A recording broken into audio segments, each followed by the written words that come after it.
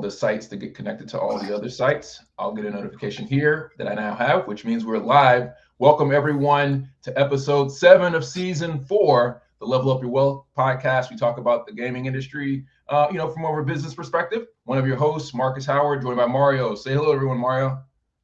What's going on, y'all? Hope all is well in rainy Florida, but love to be here. Love to talk to you guys. Mark has been holding me down for the last few weeks as I've been absent. Teacher, don't give me those demerits. But I'm here today though, so happy to be here.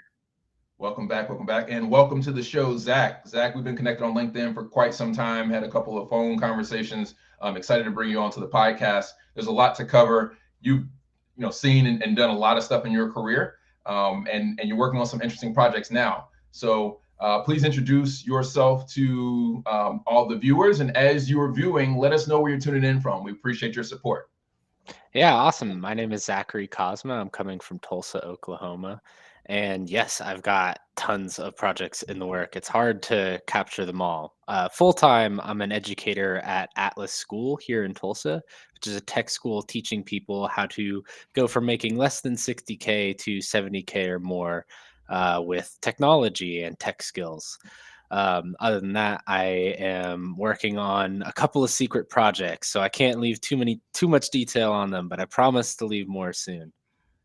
Excellent. So we'll dive into all that in a second. But before we do that, as you all know, if you're regulars to the show, it's time for some rock, paper, scissors. So Mario, if you'll share your screen, and if you're viewing, let us know, who you got for this round. You think Zach's going to win or Mario's going to win this one? It's first to 10 points. Rock, paper, scissors, like you remember as a kid, but as a video game, like a card game, you can win, lose, or draw. And so the first round, we have a draw. So let us know in the chat who you think is going to win this. The person who for a living helps people understand the risk tolerance and how to make the most out of opportunities, or the professional software game developer. Let's see here. Come on, all these draws. Man. Come on. We must just think alike. Paper. Yeah. Okay, here we go. All right, so here we go. Twice in a row I lost. This is not good. This is a losing streak. There we go. Yeah. There we go. So as I tell everybody who plays, I actually use this for my client, like my newer clients. So when you play rock, scissors, paper, depending on if you're on a win streak or lose streak, mentally you kind of do different things, right? So as I play with them, if they're winning or losing, I can kind of tell what the risk is if they're like making money. Right? GameStop, for instance, right? Everybody's winning in GameStop right now, right? So a person's philosophy when they're making money is different than their philosophy when losing money. So you can say that you're really am I gone? Okay. You're still here. Still there. Okay. Oh, did it freeze? Oh, there we go. Catching up. No rock. Okay, no rock is good. It froze on me. But now, so GameStop, for instance, like a lot of people right now are euphoric because they're making money like crazy. They got options like crazy. Other people's making money. They're like, I need to get out. On the flip side, 2 weeks ago when GameStop was going down, some people wanted to stay in, some people wanted to get out. So it's really cool to see from playing a basic game like rock, scissors, paper, how your risk tolerance is during the good times and during the bad times. We kind of use that to help kind of build people's portfolios from risk standpoint. I think it's so interesting that you mentioned GameStop. I think, it's a wonderful example of how community really comes together with information. And that's really like what you don't get with investing is it's all about knowing the information, knowing the right trades, talking with the right people, figuring out the right information. And with GameStop, I thought it was incredibly interesting how you have this community rallying around this stock, this investment. And so I think regardless of whether or not there was an issue in the stock market or, something was rigged, another draw, I think at the end of the day, this trend, is positive. It shows people have an interest in games. People have an interest in the brands that were once foundational to people as kids. And so when we think about GameStop, it's not just meme stock, right? You have to think about the people who, because of that experience, now became full-time, gamers, and people who have it as a big part of their identity. Oh, dang, You are I'm really. you are slow walking me to defeat right now, man. What's going on here? Sheesh, I don't know.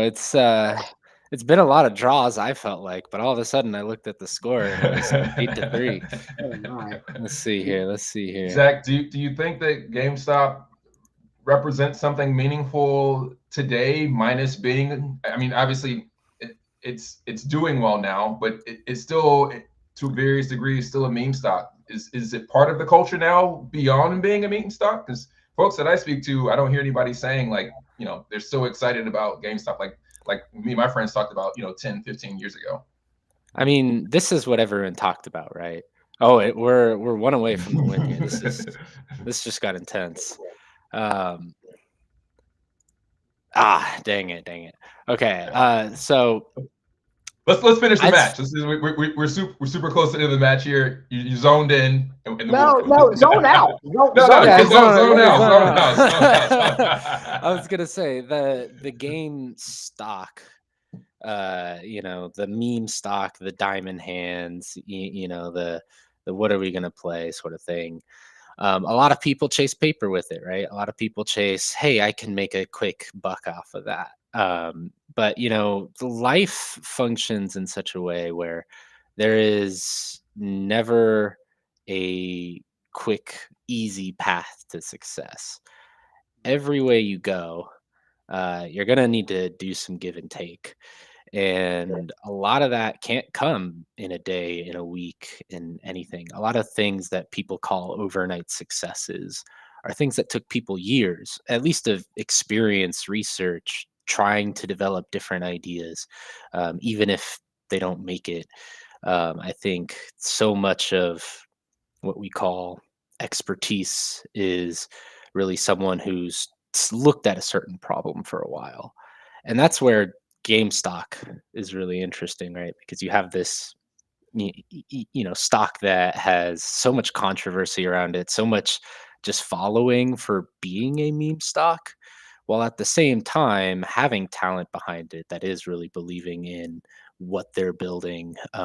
This great executive team coming together, and overall like a community that is now not just investing their money in this stock, but choosing to say, hey, why don't I go buy my games at GameStop? I'm going to support the companies that I'm investing in. I'm going to invest in the companies that I use in my everyday life. And it's a different form of community that I think a lot of people typically lose out on when you've got you get so lost in the sauce of news and what certain people you look up to are saying, and not thinking for yourself and listening to the whole community and trying to sort out the fact from fiction and really discern for yourself, is this a meme stock, or is this something that may have some weight to it? Is this something that maybe there's beyond having a meme stock or a potential to 1000x? Is this a company that would exist for the next 100 years? Is this something that we see as a part of the future? Because the stock market's about 100 years old now, little over. It's 100 years since it last crashed really, really bad, right? So we could call it like 100 years old since it's got its feet. And so I really think when we're looking at things like GameStop, it just represents energy. And if the energy's there, the company's going to succeed. If the energy's not there, I don't feel like these stocks really go anywhere.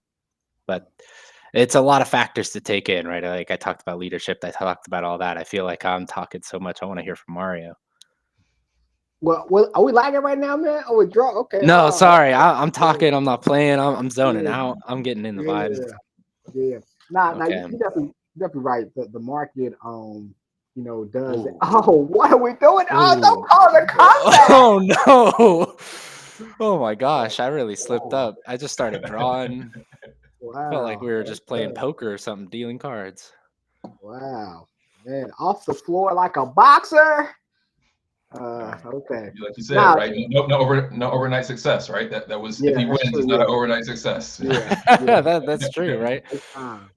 Nah, it takes That's time. true. Nah, so the market does have a funny way to kind of wean companies out. So definitely the nostalgia of me remembers GameStop when I at 4 or 5 o'clock in the morning would go there when Madden came out or 2K went out. You know what I'm saying? So I could be one of the first ones to get it. Like I remember that like it's yesterday.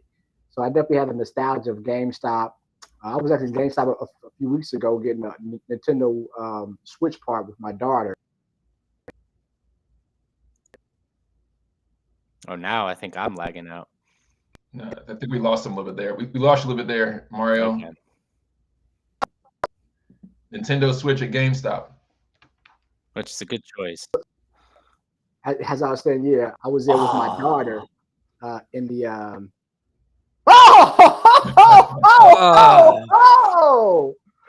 I felt like I was reading your every move. I felt like I was really tuned in, and then bang, it was all over. It reminds me of Yu-Gi-Oh! You activated his trap card. Yeah. Shout out to Yu-Gi-Oh! Okay, yeah. So definitely like it wasn't nobody, and I'm like, man, how is GameStop making money? So I mean, so like the realist in me is like, okay, it's a meme stock, but it's going to go down. And over time, 3-5 years from now, as a lot of companies are going to go down in value, I don't think this is going to continue. I think GameStop's going to go down eventually. They might mean bucket it down, but I don't think long term, 10, 15 years from now, is a stock I would buy compared to NVIDIA or Apple. But definitely people that's riding the wave, people that had that foresight this time last month and made, almost 200% in a matter of a week and a half. Kudos to them. It's just out my wheelhouse, and I manage money for a living, but I stay away from stuff like that because it's great to be part of the crowd. But if I'm in the back of the crowd trying to get in, everybody else firing, and the market goes down, and that stock goes down, I'm screwed. So yeah, that actually got to happen. Talking about money, it happened, with Dogecoin. Like I was not late to the game, but I definitely did not ride the wave, right? So Doge happened a few years ago. I got in a little bit before everybody else, but not in when a lot of people said to get in. So like, if I was diamond hand man, then I definitely would have lost money on Doge. I made like 20-25%, but other people made 1,000%, right? So it just goes to show. I always say, like, when you invest, like once everybody talks about it, it's too late. Like if you go into the barbershop, Marcus is out ahead going to the barbershop, but I go to the barbershop and get this squared away. And everybody talk about a stock, I know what time to sell. So, right, it's too late. So, yeah. Well, and to your point, Mario, I think you're exactly right when you say that there is a certain way you kind of need to spend your money, right? Like you need to know what you're going to get out of it.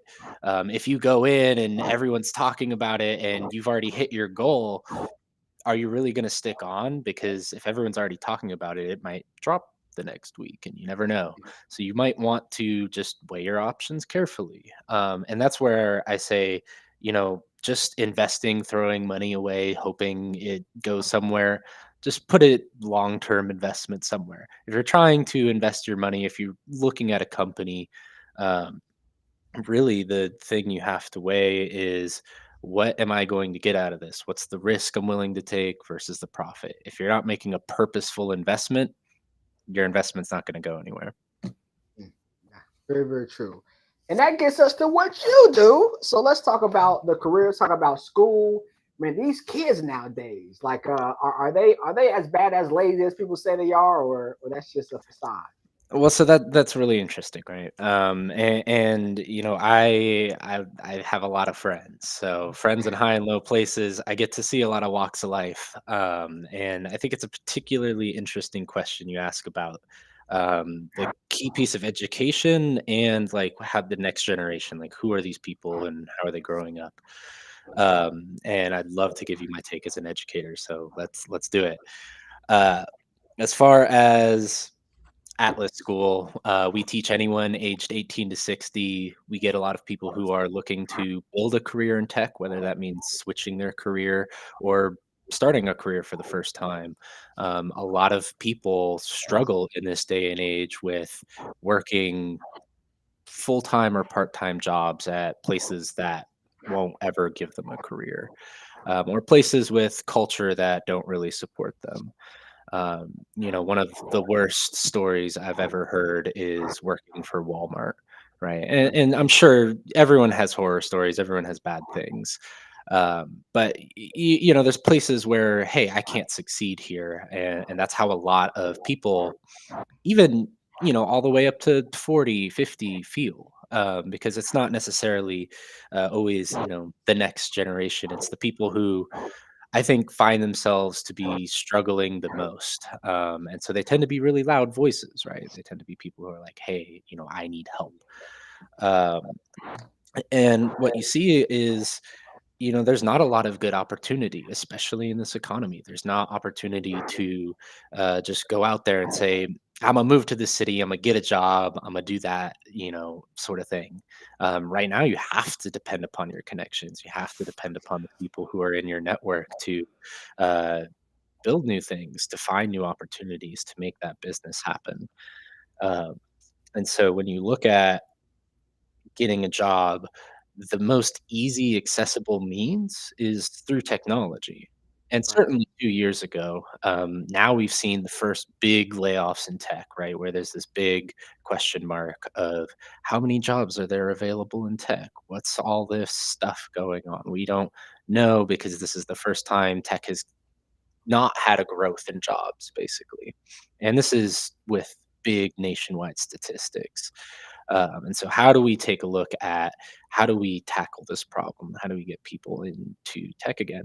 And really, people are already solving problems, and that's what technology always does. It's fundamentally problem solving. You're not going crazy over I'm plugging 1,000 things in and creating a new sort of machine. Sometimes it's like that. Sometimes you're inventing, sometimes you're doing this or that. A lot of the time, what it is that there is technology that is currently serving a purpose, but it could serve its purpose a lot better with X and Y features or certain optimizations, fixes. I'm sure you have all experienced time on the computer where why isn't this loading faster, right? Or a blue screen and your computer crashes. There's always a need to improve the software. And really, I think that's where tech is so empowering because it's this medium from anyone at home can go and pick up a laptop, go to freecodecamp.com, go to Code Academy, go to virtually any website or just Google it. Even ChatGPT will teach you how to code now, and start to pick up these skills. And what the skills essentially are instructions for the computer to automate a solution to a problem. And so you're getting people who are thinking of how do I develop a really awesome automated clean solution to a problem.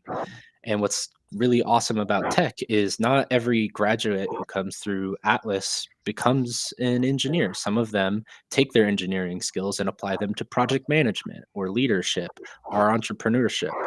And so I think when really we look at what is a tech school, what is technology doing for people, what does it enable young people who may feel lost in life or don't have a culture or even come from bad culture and who are looking to find new opportunities. Tech is one of the most enabling things. You can do it at home from your laptop. You can find tons of people who will employ you to solve their tech problems. And that's where once you learn how to solve that problem with the computer and with interfacing with this really annoying and arbitrary system that is so concise and perfect sometimes about what it needs. Uh, and you can apply those skills to how do I get a job? How do I raise a family? How do I do X and Y and Z and solve all of these crazy problems that are popping up in my life? And so, really, tech is an enabler for anyone who feels like they can't solve their problems to have a more digestible medium and then develop a problem solving model for the rest of their life. What do you see tech, right? Because you talked about the tech layoffs. Like, Mm. what do you see tech in the next 5 or 10 years? You think it's going to just be big business controlling tech, so you think a lot of things and just be more information shared between the people? This is so I research this question constantly. In fact, I take kind of a chess player mentality towards it. I only think one or maybe two moves Not rock ahead. paper scissors mentality, though, is it? He's got jokes. This is a good one. And by that, I mean, I'm not thinking what's going to happen 10, 20 years ahead, 30 years ahead, 50 years ahead, because then we're starting to get in science fiction. And I think there's things that we can pull from that, certainly, if we want to be innovative and creative. But certainly, what's a lot more measurable or predictable or just feelable is the next 5 years. And we see all of this crazy amount of investment coming into startups and new solutions and new companies. And like the chat has said, Web3 and cryptocurrency and Linux.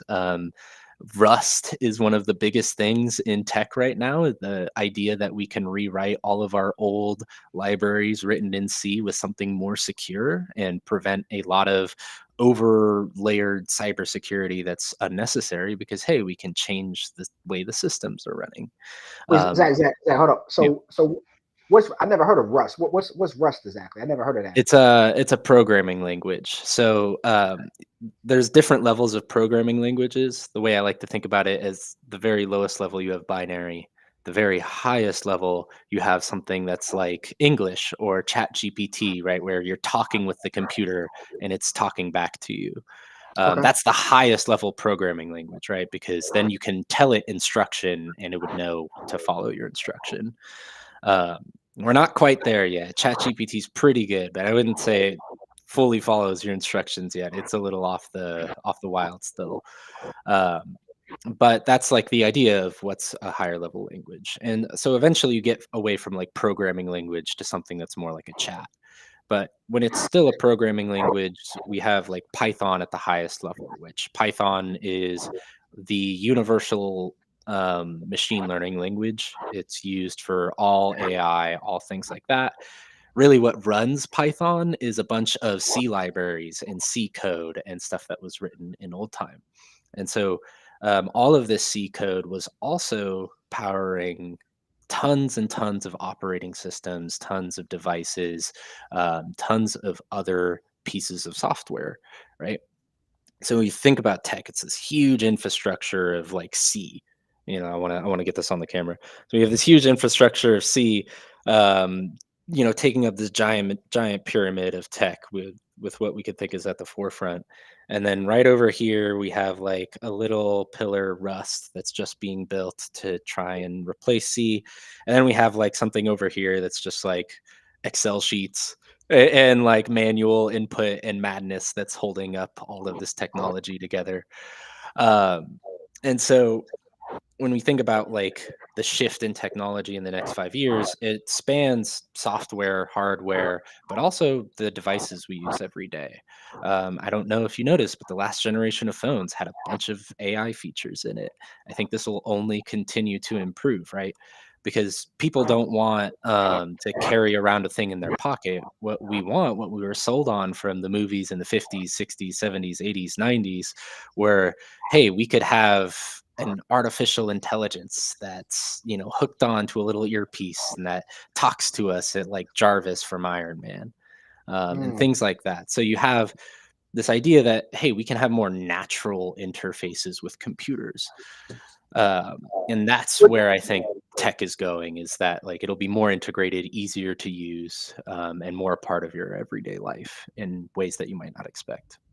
So Zach, don't we have that now? I mean, we have Siri, we have Hey Alexa, like don't we have those language models now that kind of helps? I think it's Apple, a spinoff of Apple. They have like the thing on your lapel where you can talk and it kind of translates for you, which is very dope in my opinion. Like, so like, do we have those now, or you think it's going to be better iterations of those? future? I think it'll be always better. I mean that's what humans are all about, right? And that's what I do as a competitive gamer working in business now. Is like I try to compete in the business, the technology I create to build awesome things and build a piece of the market for myself. So I always think people are trying to build better things, but certainly like because I didn't even talk about the confluence of Web3, quantum computing, and all of these various technologies. People think like, hey, there's all of these edge forefront technologies, but really the way technology works universally across every industry, not even just software, right? And all the things capable of software is that once we improve something somewhere else, it might spark an idea over here in this other field, or there might be an interconnection. And so the more things we build, the more interconnected all of our technology becomes. And that's where I think we're at the pinnacle of technology. I think we're at one of the golden ages of startups, video games, esports, and digital connection and social life online. I think we're at the peak. I think really this is going to be um, the most experimentation we're going to see, which means the most fracturing, right? So lots of people fracturing off into different communities, lots of people who are maybe some people use VR, maybe some people stick with their phones. Maybe you have people who use both and they have a reason or purpose to use both. Maybe cars now are fully integrated with AI and you can have full on conversations while you're driving with your car, and things you could already do with a phone sort of, but probably are laborious or like not a great user experience, would be something that you could do at a flick of a switch. And that's maybe 10 years, but certainly within 5 we're going to see a lot of the people who start now have hit the ground and either bounced back up and started to fly or hit the ground and not gone anywhere. And that's where I think, the biggest threat, because ultimately we want things to synergize, we want things that go together, we want all this software that, hey, we don't need to build this because these other guys built it so well. Like a great example of that in my field is Ready Player Me. They do the best VR avatars, in my opinion. And they're really easy to use and they're ubiquitous. Once you have little pieces of this, you could start to build a bigger picture. This is what game engines do for game developers, is that, hey, here's a suite of existing technology you can use to just create and not have to worry about how does all the tech string together. And so thinking about, where all of the technology is going, I think we're going to have fractaling between Web 2 and Web 3, between big corporations and startups, between people banking in all sorts of different experimental ways, with a lot of people taking more action in governance. I think that is going to be a priority over the next few years, as the people who feel frustrated with the way they grew up or with the generation that they're living in or anything like that being like, hey, wait, maybe if I participate politically, I can have better conversations with my friends, and then I can realize the direction we all need to go and synergize better. And that's kind of like why business conventions are so nice, why technology conventions are important, because it's this confluence of people realizing, oh, we can synergize in these places and all succeed through mutually beneficial exchange. And so So, so what, making, yeah, sorry, go on. sorry, Mark, one more question. So you can use like No Star as a protocol for other clients via decentralized platforms, alternative to X or Blue Sky, XR Technologies, real estate, etc. I never heard of No Star. Is that like Property? I know Property is like a platform where you can tokenize real estate. Is that the same thing? Was that different? Yeah, that's a new one for me. Yeah. So a quick LinkedIn user, Google let us search. know. Yeah, A, let us know. a, a quick Google Everybody's on. search gives me, it's a decentralized network protocol for distributed social networking. So something like this would give us the ability to control just your identity on the internet and then share it with social media services or share it with outlets, which means if we're doing this from a Web3 perspective, a Web2 perspective, all of this data is held behind a corporation and they're data farming all of this stuff, or just throwing it away. versus a Web3 solution would give you little indicators of every time your data point was used, how far your data has reached from you, different interesting things and insights that we could piece together without leaking anyone's private information, and certainly giving you control over your identity. And so you can verify with, an independent source or multiple independent sources and have those be a part of your digital reputation, and even then create sub identities, which typically we call like usernames and accounts, right? And use those ubiquitously, so you can have 10 Gmails, but they're all verified with your same ID, but you didn't have to scan your ID 10 times, right? You just had your one identity on the internet that's secure, that you shared securely, and you didn't even share the copy of the ID with that company. You just shared the document that said, hey, I had my ID verified, and that company's like, cool, you had your ID verified, we know you're a real person, welcome to Tinder, welcome to our social media platform, whatever Nostr. Tinder? You're talking to married people, man. Don't be talking about no Tinder on here. You're trying to get me and Marcus sleep on the couch tonight, man. What you doing? Apologies. Trying to keep it universal for all generations. Okay. Future generations. Generations. Yeah, you got to keep them going. That's what you're saying.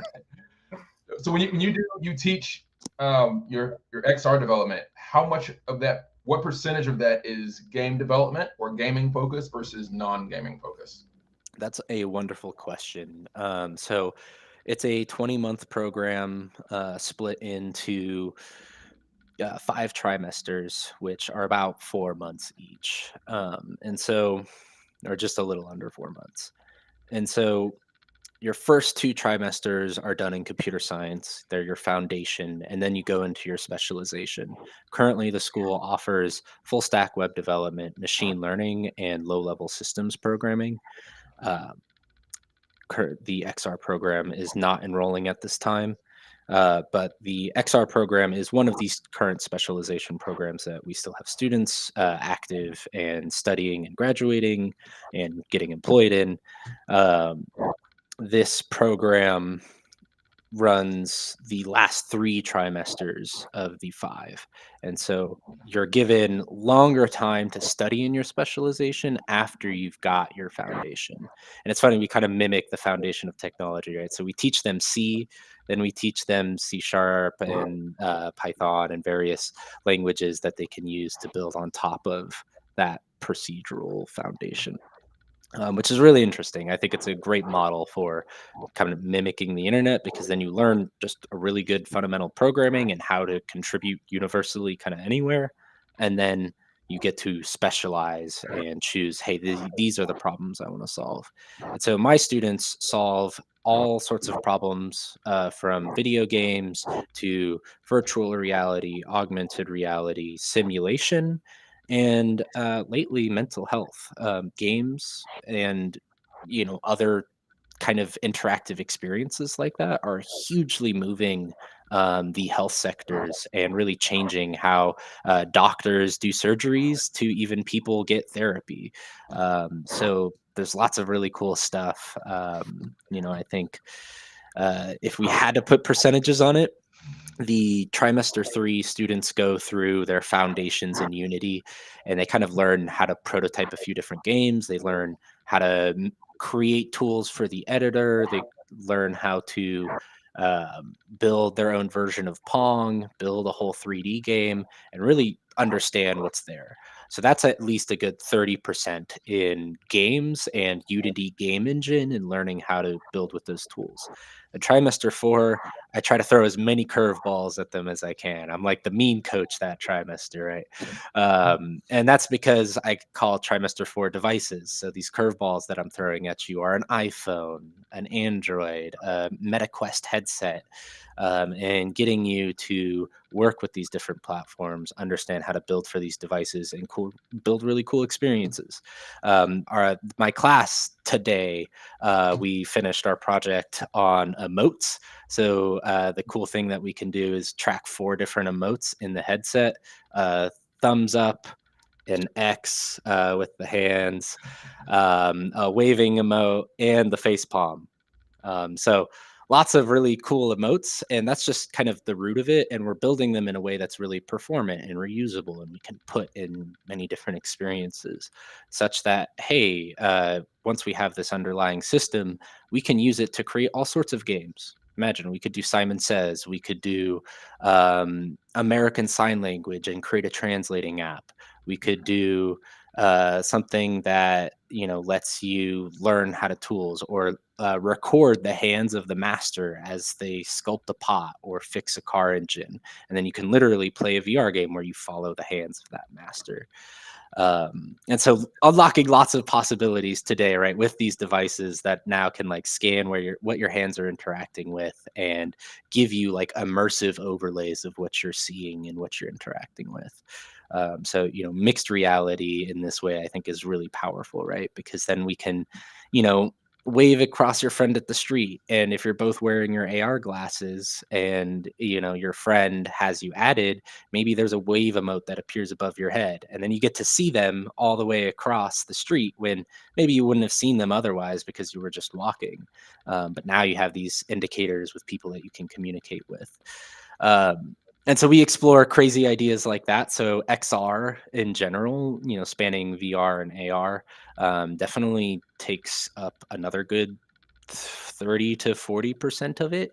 And then the rest goes into design work, creating their own visual effects, optimizing, learning how to build tools for the engine, and apply their skills to other technologies, outside of Unity. Like I teach them how to build 3D in the web and take lots of different approaches. And I really challenge my students a lot to take every technical project that's assigned to them and apply creativity to it and apply passion and find a way to turn it into something that you're like, this is something I would be proud to put in the hands of people. And not every project's going to turn out like that. But if you take that approach with every project, looking for that thing, you're eventually going to come up with a portfolio of stuff that you're like, wow, look at the growth from this thing I did a year ago to 2 months to a month ago to now. And so I think there's really good progression that goes on. So it's 30% games, 40% XR. I would say about 10% utilities, and then 20% design and like collaboration kind of focus, because there's a lot of integration and stuff that goes into understanding how you approach the design elements in video games that better informs you as a developer to go and code. And I did some back of the napkin math, and that did equal 100% for those of you who are also counting. Sorry, I usually shoot for 110, but we're subtle with 100. Okay.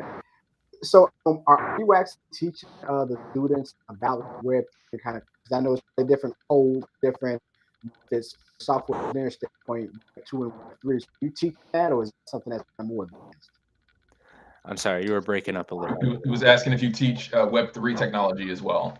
Okay, so no, I don't teach Web3 technology. Now, another teacher at the school does teach you how to make your own blockchain currently, though. Yeah, it's pretty cool. And so you go through like, hey, how do I use Rust to build this super secure piece of software that can reliably run potentially forever, just like we see Bitcoin, right? And I think it's a new way of approaching software. Now, there's this comparison of what a blockchain is, and not all Web3 is super dependent upon this specific criticism, but most Web3 basically boils down to a slow database. A lot of the solutions that people try to back with Web3 are things that are like, well, hey, actually, it would be better to just have a company manage this for you like they already do, and then it's Web 2. So true. Yeah, but there are certainly things that are Web3 enabled that are super powerful, and I think maybe probably really good investments. Uh, Not that I can give financial advice, but that things that I see, I'm like, that seems like a really cool opportunity. One of my favorite ones, whenever anyone asks about Web3, is KlimaDAO with a K. So that's KLIMADAO. ClimaDAO, they offer Web3 market for carbon offset assets. And so typically carbon offset assets are the things that like, oh, hey, we're the plane company. We flew 20,000 jets this whole year, every day, on average or whatever. So we want to offset all that carbon by paying someone a bunch of money who already took carbon out of the atmosphere. And, we'll say, hey, look, at least we're putting our money somewhere useful. And so carbon offsets are a really interesting market. They also are really unreliable if you're buying them over email, over phone, trying to talk with a broker. There has been way too many instances of companies that buy a carbon offset thinking, hey, we just bought this patch of land and this patch of greenery. And then that same patch of land and greenery is sold to 1,000 other corporations. And so, yeah. So, and I'll talk about favorite Web3 games in a second. I just saw that pop up. But as far as when we hear, Web3, we can now have these markets where once something gets posted, we can see the original history of it. We can see the origins of it. We can trace, hey, it was bought by a broker, then sold to his best friend, and then sold to another broker, and then sold to another broker. And then here it was sold to Delta Airlines because they're like, hey, it's still a good price.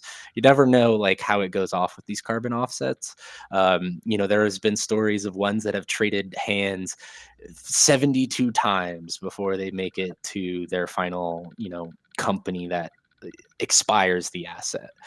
And so ClimaDAO now gives us this way to, hey, let's have actual carbon offsets because it seems like a cool way to solve some of the carbon problem. But let's do it in a way that's trackable, that's maintainable, where it's an open market for everybody. It's decentralized, and everything is verified. There's not going to be anyone screwing anyone else over. And I think that's how a lot of like governance and things that are more traditionally like put on Web 2 platforms will see changes because, hey, if this is global, if this is something that needs to exist with a wide market and have potentially, some fungibility to it, Web3 is your spot. Now, that said, favorite Web3 game, I'm going to throw one out there. It's Ourcade.io. They are a play to earn platform. They don't really market themselves as Web3 because they don't really need to. You're not investing anything in to play games. You're not trading anything really. You're just playing. It's all skill-based games. And if you succeed at these skill-based games, you get a little bit of cash for it. I've earned like $75 so far over a few months, which is not a lot, right? Like it's not a lot of money right now. It's still a small platform. But what I enjoy out of it is, hey, I get to play these skill-based games and see myself improve. And what's nice about it is I have this little dopamine hit of, hey, I'm getting, a little bit of money for this. When I am improving at this, I have potential to be like, hey, maybe if I win all the games in the week, I can buy my lunch, things like that. And I think that's what's cool with like Web3 games and some of the more utility and industry based applications of Web3. But overall, I think as it goes for currency, it's a really hard sell. It's really something that's, yes, very liquidable, something that goes up and down. But in terms of investing of it, it's again, you have to purposefully invest. No asset is different than any other asset at the end of the day. It's just a term of how liquefiable it is in terms of what you're putting in, what you can expect to get out, and what you're willing to risk if you're not getting what you want. It was the I don't know if you've watched a show called Black Mirror on the Netflix, but it reminds me like it was an episode where like they were kind of like that they were working but like on treadmills like to kind of make money that way. Like it was like a whole different way to kind of make money. And my thought was like, right now it's great to play games, we want to make money, but how addicting would that be if like now we're playing games and getting paid real money? Like will that be good for society? Will that turn us into like workers for companies, Yeah, and I think does it take the joy out of the game? And I've heard people who have retired from playing competitive games because it took the fun out of their favorite game. Yeah, well, and that's an interesting question. And as an ex gamer, I have some experience with it, and I've talked to a lot of people about it as well, Marcus. Yeah. And really, like, everyone's a different person at the end of the day. Everyone finds joy in different things. Life is all about manifesting what you want to see, what you want to have, who you want to be, right? And I think games for a lot of people enable them to be someone that they otherwise can't feel like in their day-to-day life. And so through these virtual simulations that are purposeful for entertainment, people just find, a medium of life that they enjoy. But in terms of like competing for games and what we see out of esports, it's a completely different conversation, because I don't think it applies at an individual level, because everyone has a different individual relationship with football, right? And I mean that in a very universal term of football, because if we go to someone in India and ask them what their interpretation of football is, they're going to say something that looks a lot more like American soccer to us, versus American football. And so when we think about, people, in these associations, it's less about the tension between having, the right perspective on solving the problem. But I think, sorry, the comment threw me off so bad. I was like, I read it in my land. Yeah, because Decentraland is really cool. I got a story about the Central Land actually. Yeah. Okay, Yeah, shoot. yeah. I almost bought land in the Central Land a couple years ago because the whole craze back in what 2020 2021, how like it's the future and the future's now. And I was actually on some sites looking at plots. I didn't pull the trigger. Luckily, I did not. But I was this close to buying some land. When I found out Nike was buying some land on the Central Land, I was like, you know what? I need to get to this digital real estate. I didn't do it though. I'm happy I didn't. But I actually produced a esports conference and career expo, HBCU esports conference and career expo in Decentraland in 2021, the year that the Super Bowl came here to Tampa Bay. I think it might be the first one ever done for a college, certainly in the HBCU ecosystem. But yeah, we produced that event 100% inside of Decentraland. That's so cool. And so that brings me back to the point about esports that I was trying to make. Is that when you have someone who's so passionate about this game, it's their medium that they're growing up with, they feel like they can be who they want to be through this game. They're going to look to their idols, and lots of people play these multiplayer games that are esports. Lots of people tune in for games like Counter-Strike, Overwatch, Rainbow Six. And so people see themselves in these games, and they aspire to these heroes like Stewie 2K, who recently went crazy. Like, I don't know if y'all saw the news, he went crazy. But they aspire to these people who, people would aspire to, like Michael Jordan, this great athlete, who people can look up to and see themselves in a little bit, just like you have in the game. And so what's cool about things like Decentraland and Web3 technology is, someone bought the plot next to Snoop Dogg's land in Decentraland, his, house. Maybe, the first AIM lab to go Web3 does digital properties. And so your AIM lab is actually near somebody else's, and you can connect your game lab or AIM labs and hang out and see each other's settings or whatever it is. And Mario, so you are clued in. An AIM lab is a place where first-person shooter gamers would go to practice their aim in the game. And so if we have a Web3 version, right, that's a little more decentralized, or just at least shareable, we could have someone who owns their property, like Stewie 2K, this huge esports player, and then you could practice next to him.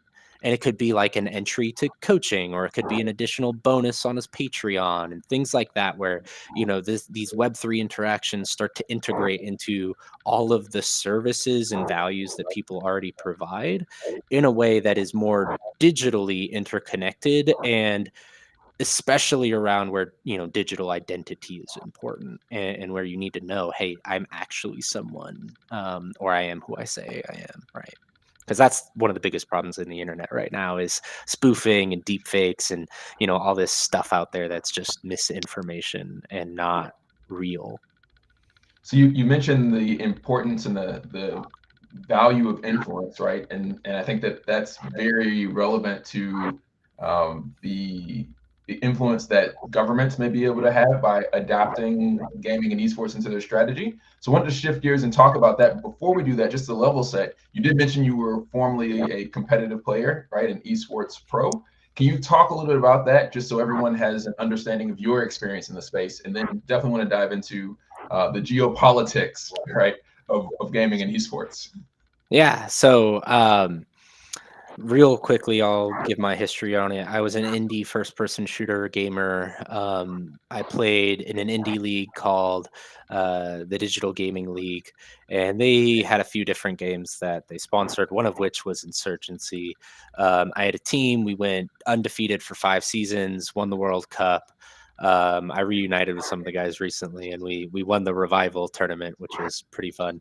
But that was like an old indie shooter, and so that's kind of where I got the love for it, because I was a part of this team and we were on top of the game, and I had all of this practice into what it meant to compete. And there weren't too many teams. I think the largest it was at was 50 teams in the world at once. But that's around the world, which was pretty cool. Like there were even teams in Australia, which was pretty neat. And so backing out, when I take a look at the most significant part of my esports career, it's when I reunited with a bunch of those Insurgency guys to play Overwatch. We were all playing the beta. We were all doing well, and we're like, hey, let's form a team. Let's practice for this tournament coming up called Agents Rising in SoCal. It's going to be a great time. So we're all gaming away. We are the indie underdogs because we go up on the stage first in the first ever streamed local area tournament of Overwatch. And so it's us versus this team Winky Face, which is full of game legends across Xbox and PC, and games like League of Legends. I think one of them was an Apex guy.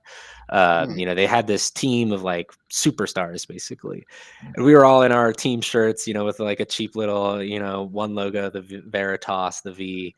And we're going up against Winky Face, who's got this nice logo. There's still like a ragtag team, but they all had beta access and had 500 hours each. We had about 120 hours each. So it's a big little difference in like how much experience we had with the game. Easy to say they steamrolled us in the first game. The worst part about it was I was our team's tank, so I was playing Reinhardt. The enemy team tank is this guy named Dyrus, who, in my opinion, is probably one of the most successful esports players in existence. Great personality, awesome guy. He played for Team Solo Mid as their top laner in League of Legends. Absolute beast, adorable streamer, and people just love him. I think at the time he had like a crazy amount of followers on Twitch, like probably 1 million. I don't even recall what it was back then in 2016. In 2016, 1 million. He might be like at 5 now. He was crazy back then.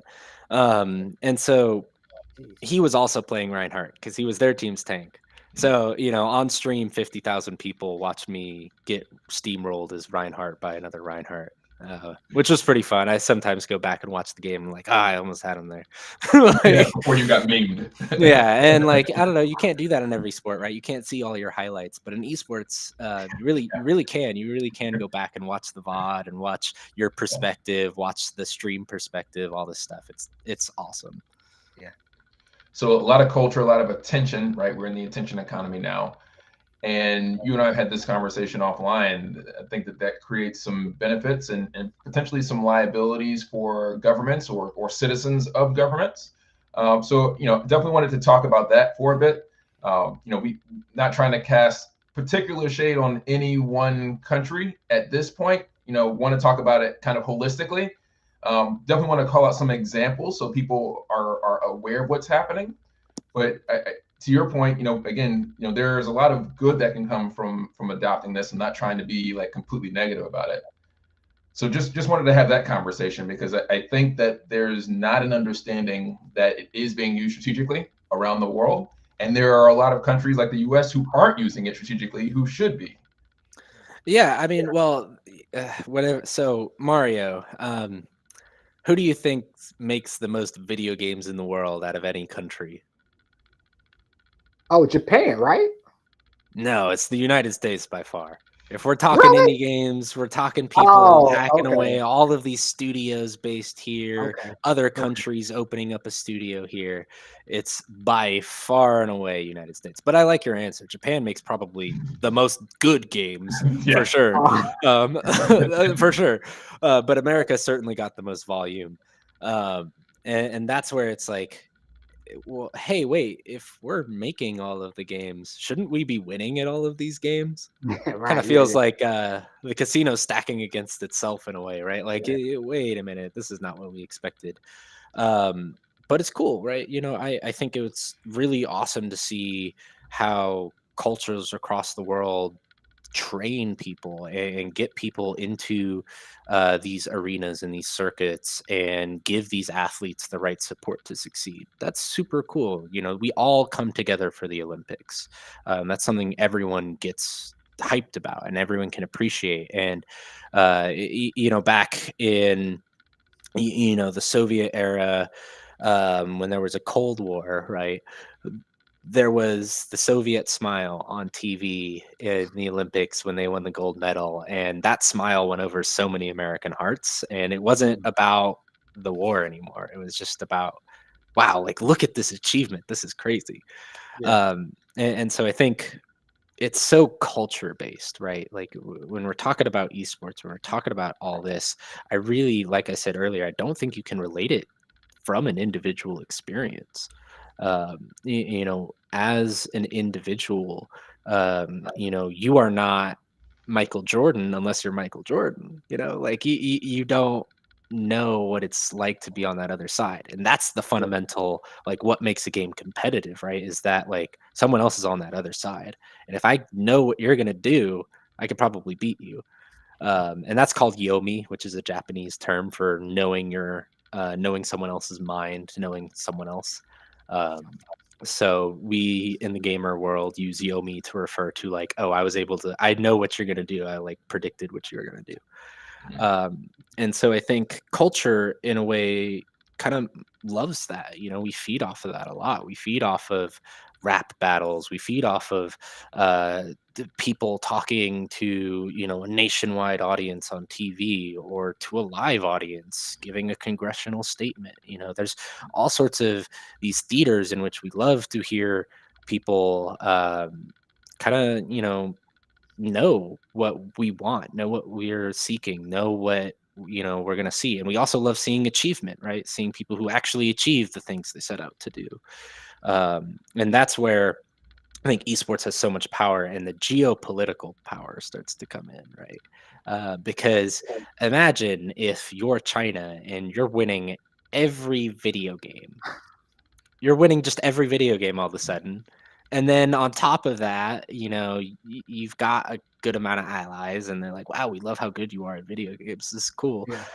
But then on top of that, right, you say, hey, we're also producing the most people interested in tech, right? Because where are a lot of these people who are gamers who aren't going to necessarily succeed in the esports arena going to go? They're going to go to tech. They're going to go to places where they can work on those games or meet those individuals or be a part of that scene. So games in some way, and games is one of the biggest areas of tech, in my opinion, because games fundamentally represent immersive systems. So the closer we get to AR, the more fundamental the current game industry companies are going to be to everyday life and applications. Which is why we see Apple, making a VR headset now, because they want to get into this space. They don't want to be left behind. As far Fun fact, as, by the way. yeah, Fun. Just quick fact. I don't think that Apple has made as much money as they thought. I mean, I know when it kind of first splashed, but we're talking about dropping the price. I was gonna buy one. I'm happy I did not because it's not been the ravest of reviews. So I don't usually give ups to Elon Musk because I just wouldn't most of the time. He doesn't make good decisions often. But I will say, if Apple followed his Cybertruck no return policy, they maybe would have made a lot more money.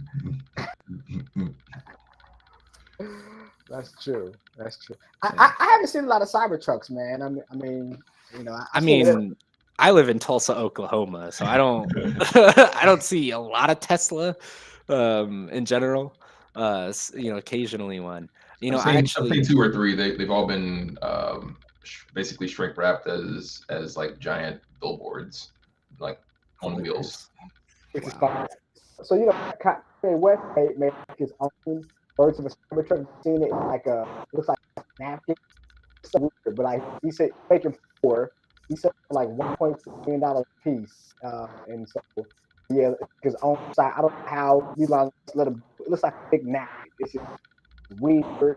You can't see the wheels. It's just like what's going on. But somebody paid $1.4 million. But I know how much. You said a napkin Tesla? Yeah, it looks like a big napkin. You just put Kanye West Cybertruck. Okay. Yeah. Well, and so like, I think Cybertruck reflects like how just off the chain American startups are right now, because everyone's trying so many different things, right, and trying to innovate in all these weird ways. Yet we aren't winning at the video games. We aren't taking care of the people. We aren't investing in the culture that is going to grow up and take on these tech jobs in the future and start solving these problems. Because I remember esports clubs in high school, places where all of these kids would come together because they loved these video games and they just wanted to rally and have a community around it, and esports was a means to that. Even if you're not a super great team, still playing with other people on a team, you get to win more, you get to experience more, you get to feel tighter with your team, you get to improve with that group of people. It's fundamentally like corporate agile development team training, just through the lens of we're going to solve this problem that's a video game. Which is kind of crazy when you think about it, right? Because video games have violence in them. I'm someone who doesn't believe video games cause violence, but they certainly do have violent experiences in them. I was playing GTA earlier. It's a violent game. You do crazy things in that game. And this to reflect that, hey, if China's winning all of the VR games, if any country's winning all of these VR shooter games, what does it indicate? They're able to train people who can win these fights better. They're able to have a better culture around winning in these circuits. No doubt that same mentality and level of investment gets spread elsewhere, because not everyone's going to get the job in esports. Not everyone's going to get the job in games. They'll still take that same passion and learning how to work with the team somewhere else. They'll take it to the military. They'll take it to tech. They'll take it to wherever is an obvious step for them to go. And so I feel like when we talk about esports, it's actually something that's a really great indicator of a nation's health. Because if a nation's not healthy, there's not going to be grants, there's not going to be opportunities, there's not going to be state-funded things, there's not going to be as many colleges investing in this sort of space. There's going to be people who try and fail and all this sort of stuff. But when a country is healthy and when people are working and people are happy and living their full lives, and flying with NFTs and things, they're living a better life. And that's where I think esports is a really great indicator of how healthy a culture is, because fundamentally there will be kids who always feel ignored, don't feel a connection socially, who maybe just find it easier to express themselves online, and certainly through the lens of trying to win video games on a screen. Like, I think that's something that when you boil down the complexity of interacting with someone to something with a lot less rules than, regular social interaction, and something that is, very consistent. You know what a game of League of Legends is going to be. You know what a game of NBA 2K is going to be. You know what these video games are. So when you approach them, you're like, okay, I'm now talking with someone, I'm interacting with someone, I'm competing with someone through a lens that's a lot more controllable and inherently non-destructive. And that's what's cool about video games, right? Is you can have violent experiences that are non-destructive. And that's where a lot of the education, the therapy, and a lot of simulations to prevent waste of resources come in, because we're not destroying anything. It's all just software. Sorry, my computer went dead there for a second. Yeah, you're right. Go ahead, Mario. I just I just have one question. NFTs exchange for tickets for customers not required to airline. How is that possible? So he put another link in. TravelXIO. So my guess is that you KYC, right, onto the platform, and then once you do that, then you use your wallet address because it's a proxy for your personal identity. But you would think like what if you're on a terrorist list? I'm not a terrorist. I'm saying. So you know what the interesting thing about TravelXIO, now that I'm looking at it, it's got a peer-to-peer market on it, and flight swaps and smart tickets. So this is probably like a really good solution for people who maybe need to cancel a flight, or there was a weather delay and they're like, oh, all of my flights this time are messed up and I need a new chain to get me where I need to go, something like that. Obviously people who travel a lot change a lot of their travel plans, especially with flights. They're not that consistent. So this seems like a really cool tool for that. But the peer-to-peer market angle is really interesting, because what this would turn into, if it starts getting traction, right, is someone's going to be a broker, and they're going to do what a broker does, and they're going to go in and they're going to buy tickets to resell the tickets. And the best brokers nowadays do it all automated. And that's the thing about Web3 too, is it's all web accessible. So it's very, very easy to build bots on top of Web3. So someone can come in here and build a bot that buys tickets that maybe someone listed for kind of cheap or a good deal because they just want to get rid of the ticket. And so you start to get this market where you get people who are now buying flights to resell flights to people, and it just turns into another Expedia or Travelpedia. Right? Like it's not another functional thing. And now that it's on Web3, it's even slower than Travelpedia was. At least they're not selling your data, I guess, but someone's farming the data that's on that web. So Web3 is a little complicated, and that's where it's like your network needs to be set up so carefully.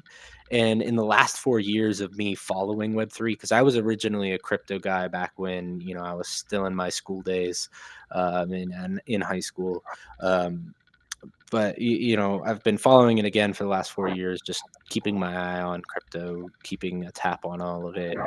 And really, I think there are so many things being thrown at the wall, and no one's caring to throw something sticky. And that's the biggest problem. And a lot of people take fundamentally wrong approaches, or they leave things, up in the air, or they grow in the wrong ways. Which, I think kind of brings us back to esports in a way, because, NVIDIA. Sorry, the NVIDIA question just came in. That's an even better example. That's a Mario. Mario's been tracking that probably faster and closer than anyone else. I'd love to hear. Yeah. I mean, NVIDIA is a great company. I mean, all the companies are using their chips. They're going to split here pretty soon. So, I mean, people think when the stock splits, like you make money. It doesn't work like that. So they're doing a 10-to-1 stock split. So as easy as it is, if I got one $10 bill, when they split, now I got 10 $1 bills. So it's the same $10, but it's split by 1 instead of by 1 by 10. So what's going to happen is that the thought process is people will, because now NVIDIA is not $10, it's $1, theoretically speaking, more people are going to buy this more affordable.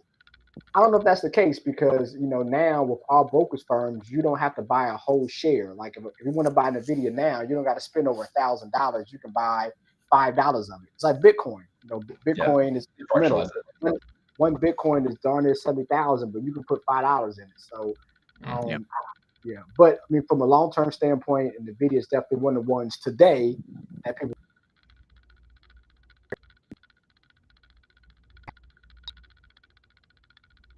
We lost you there a couple of seconds there, Mario.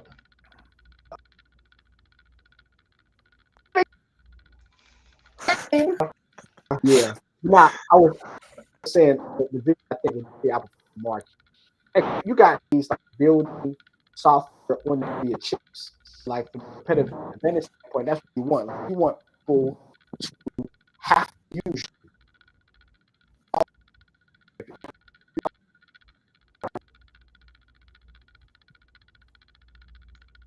Okay. I think we're still losing Mario there. We are. Okay.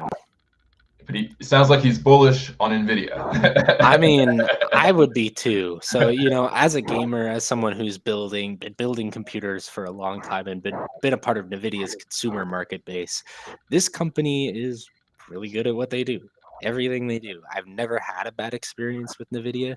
Neither does anyone I really know. Now, my worst experience is with their driver software. It's just slow, but at least it works. Like, can't fault them too bad. I think a lot of what they do is so behind the scenes for a lot of people that they don't really understand. Like, what does it mean that they make all the chips? It's like, think about every AI piece of technology that is out there on the internet or incorporated into your fridge or anything like that. It's all running on or referencing somewhere running on a cloud a NVIDIA chip. And most likely a NVIDIA chip. Sometimes they're Intel, but a lot of them are NVIDIA. And that's where, if someone's going to go build a server farm, if someone's going to go build a new machine learning company, and they need X amount of stuff, all of this investment, millions and millions of dollars from VC going into this space is going to feed into chips, into technology. And guess what those chips run? They run software, and NVIDIA chips run a lot of 3D software and complex programs. So who's going to work on those complex programs and those 3D softwares? Software engineers, people who can come on here and solve the hard problems of technology. And that's where it's like, hey, this is a big interconnected economy. NVIDIA is making trillions of dollars, but that all trickles down into schools. That's all trickling down into big data centers, Google, big companies. The money doesn't just stay within this company. It's an economy. It's all flowing. It's all going different places. Right. And so, NVIDIA represents, hey, AI is so big and so hot right now. And I think it's possibly on a bubble, right? It's, you can never really say these things, you can never really know, but it's possible, right? Because there's two takes on AI. There's one take where, hey, we've actually overvalued its impact right now, and it's not going to be as disruptive as we think it is, which happens a lot with tech, right? Is we get this thing that's super big, super new, and it's pumping up all this stuff. Now, what's different about like AI and Web3 is AI is more inclusive, right? We've got every industry on board. We've got everyone talking about it. We've got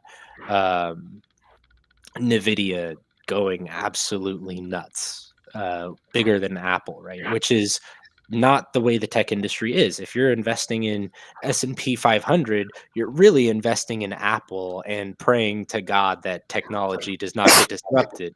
Like, that's essentially what you're doing, in my opinion. So when you take a look at companies like NVIDIA, you're taking a look at who's actually funneling and doing the most business in the future of the next 5 years.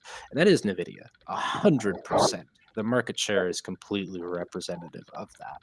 And that is not just the market share, but think about people buying chips. Think about this crazy news story where Elon Musk is taking the tons and tons and tons of NVIDIA chips that he ordered for Tesla and pushing them to the side for his AI company because he's like, you know what? Don't want to give these to Tesla anymore. It's crazy that someone has like that influence over a company and, the investors aren't going absolute bonkers about it. But like, it's also something that he's probably confident enough to do because he knows he can do it. And that's where you see like, okay, Nvidia is the key company right now because they're producing the gold that everyone else is passing back and forth. It is not with a light heart that a person like Elon Musk would say, hey, I'm going to take these CPUs from this company and give them over here.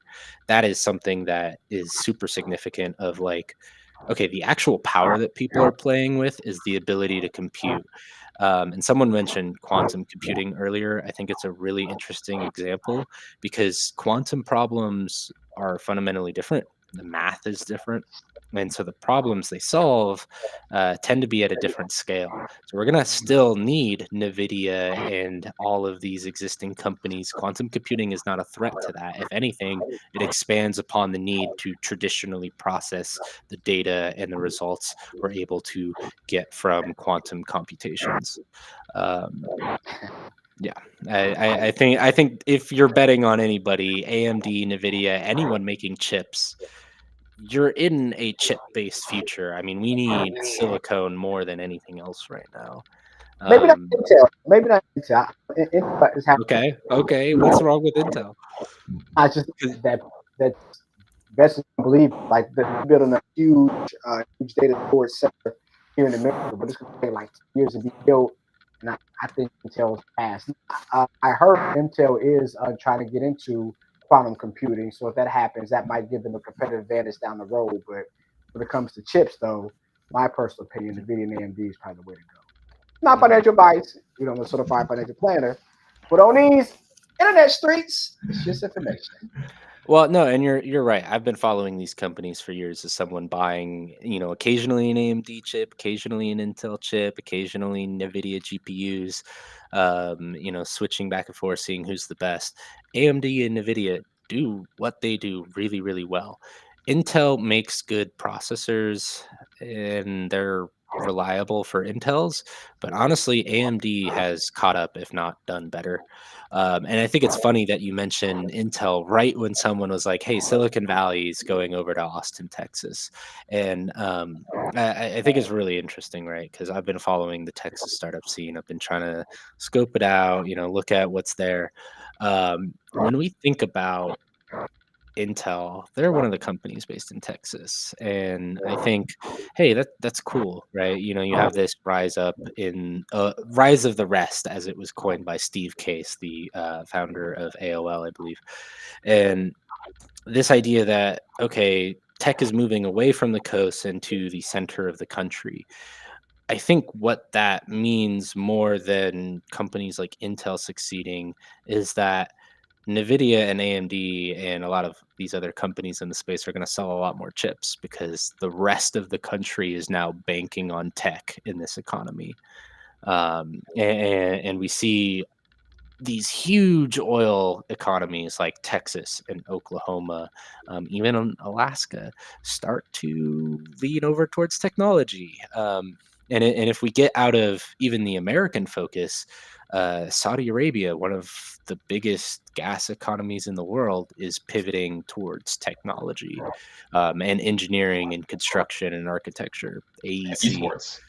And esports. And so esports, yeah. It's absolutely crazy to see that, like, okay, why would you ever buy gold when you could buy NVIDIA? Oh yeah. So I have it on screen, Intel as I share my screen, just kind of point right. So this 2021, we know the market went down in 2021. Intel tried to pick back up down 52%. So so from a longevity standpoint, the market just feel that they have the staying power. You compare that to Nvidia, right? Totally different story. Totally different. Look at that. Look at that, man. I mean, just give me a break, right? Now, of course, Nvidia is a high and flying stock right now, but it just kind of shows since 2021.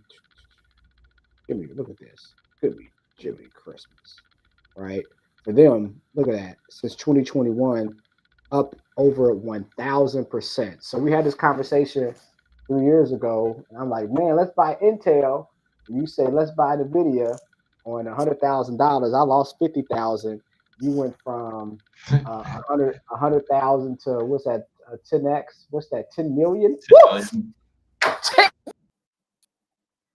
Well, and you know, people like to talk trash on OpenAI right now because they're in hot water, but they really propelled this future of NVIDIA in a way because all of their software runs on these chips, and a lot of people started basing what they're doing off of OpenAI's inventions. And I think that's what's interesting, right? Because OpenAI was like a research company, and now they're a chat GPT company, and they're hoping that's a thing. And Microsoft is hoping that's a thing too, which is kind of weird and strange, and you don't necessarily know if it's going to pan out. But certainly the people who are funneling all of the stuff going into answering this question for us are going to make a lot of money, which is NVIDIA. They're the ones feeding these chips to all of these AI startups, all of Amazon and all of the big web service companies. Yeah, and also, there's one more thing. I love to talk about stock shop. So I think they talked about TSM, the $66 billion chip maker. So, of course, China is trying to take over Taiwan, right? And from a ally standpoint, they want to take it over because if they control TSM, Taiwan Semiconductor Company, it's going to be a huge geopolitical advantage for them, right? So that's why the government gave TSM so much money to come and use their technology in their zone so that we can basically protect ourselves. So if they do invade Taiwan, if they get the chips, then we don't care about, I hate to say it, but we don't care about Taiwan. We care about the chips. But TSM is another one that you might want to look into, not for the device, but just 2021 went up and down. If I scroll down, up 30%, modest, definitely the Intel as good as NVIDIA, of course, still another investment now still enough you might want to look into. If you think NVIDIA has its you want more exposure, TSM is the way to go. Especially as you migrate over here to the mainland, not China, but America, and so, some of the geopolitical fears about to take over the chip is going to go away, which would help out those companies. I gotta go. I talk about stock shop all night. Well, Zach, thank you so much for your time and all the insights. Let everybody know before we go where they can find you, where they can support you. I know you've got some projects you're cooking in the background, right? Where can people stay tuned? Yeah, right now LinkedIn is the best place to stay tuned. Eventually, I'm going to be dropping more socials for the games and a secret project from Unshut. So, I've got a game I'm working on that I'm really excited about that I'm going to be building more community and outreach for soon. So, stay tuned on LinkedIn for that. And Unshut's product will launch over a couple of different platforms, and I'll be sure to clue y'all in on that. So, just follow me on LinkedIn. It's the best place to keep up to date with me. Always happy to connect. One thing I offer people in these trying times, in this trying economy, is free career coaching. So if you need someone to look at your resume, go over a practice interview with you, do some strategic planning for your career, hit me up. I'll do a free call for you. We'll chat for an hour, and from there we can see, if it makes sense to keep working together, if you've got what you need and you can roll forward on your career. Most people hugely benefit from an hour conversation, and they go off and get a job, and it's super fulfilling for me to just be a part of that engine that helps people get employed. So if you are looking for advice, you're looking to level up your life, let me know. I chose to double the money that I wanted to make in life, and so I pivoted from working in sales and tech to working in engineering and tech, and doubled my money. That's like my biggest achievement. It's really easy and accessible for other people to find avenues in life that can completely transform their day to day, who they are, who they talk to, and just what's possible to experience. So hit me up if you want to experience cool things and have interesting conversations. That's what I'm all about. All right, so he's Zachary Kosma on LinkedIn, and he's got some cool updates coming soon for the games he's working on. Mario, where can people find and support you? Yeah, Instagram, Payne Profits, PayneEFUL, Profits, PROFITS. Because we money, it can be painful, but it's still profit. So painful profit. Or just Google Mario Payne, relax investing anywhere. Got a new back right now. My side's not back there anymore. But, Right. that's it. Relax investor. Check it as well. Awesome. Well, thank you everybody for joining us live. We appreciate your support into season 4. We've got another great episode coming up next week. We're going to be talking about anime and Crunchyroll, the impact of anime on gaming on anime and culture. So be sure to tune into that. And other than that, have a great weekend. We will see you next week. We'll help you level up your wealth. See you later. Peace.